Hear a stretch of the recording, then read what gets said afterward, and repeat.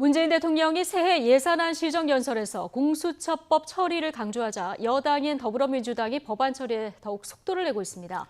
여야는 오늘 공수처법을 놓고 다시 한번 협상에 나설 예정인데 자유한국당을 비롯해서 다른 야당까지 반대 뜻을 밝히고 있어서 오늘 협상에서 성과가 나올지는 불투명합니다.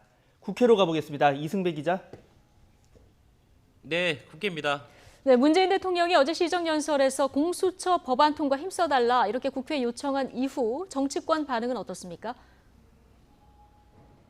네, 여당인 더불어민주당은 어제 대통령의 요청에 화답을 하듯 아침 최고위원회 회의부터 검찰 개혁을 강조하면서 공수처 법안 처리 의지를 거듭 강조했습니다.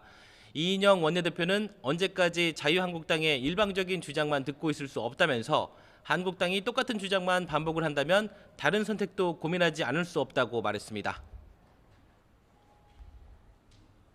자유한국당은 새로운 제안을 가지고 오셔야 한다는 점을 분명히 말씀드리겠습니다. 우리들에게 숙고의 시간이 거의 끝나고 실행의 시간이 임박하고 있다는 점을 거듭 확인해 드립니다.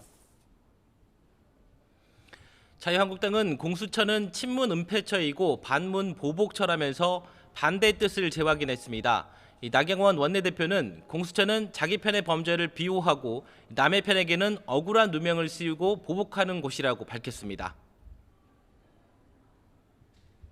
조국 임명 강행이 국민 앞에 무릎 꿇었듯 공수처 집착이 이 정권의 독이 될 것임을 분명히 경고합니다.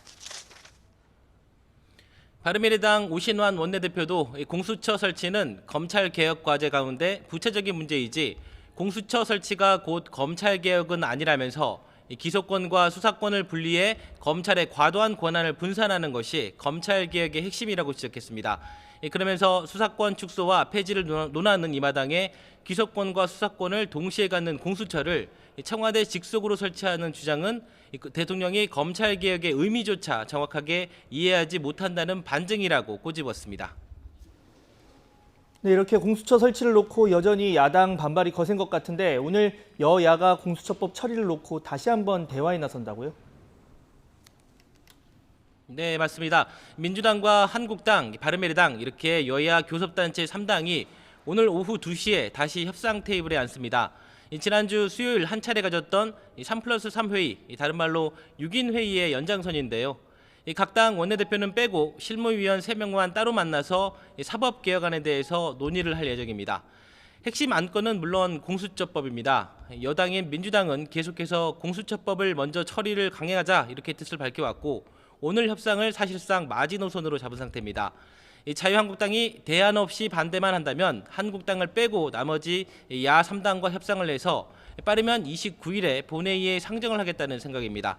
하지만 한국당은 여전히 공수처 반대 뜻을 굽히지 않고 있고 지난 4월 패스트트랙 지정에 합의를 했던 다른 야당 역시 애초 합의대로 준연동형 비례대표제 도입을 골자로 한 선거법 개정안을 우선 처리해야 한다는 입장입니다. 이와 별개로 오늘 오후에 여야 3당 원내대표와 소속 의원 1명씩이 만나는 6인 회의도 열리는데요. 여기서는 선거법 개정안에 대해서 논의를 합니다. 이 선거법 개정은 물론 공수처를 둘러싼 이견이 좁혀지지 않고 있기 때문에 오늘 협상에서 접점을 찾기는 쉽지 않아 보입니다. 지금까지 국회에서 YTN 이승배입니다.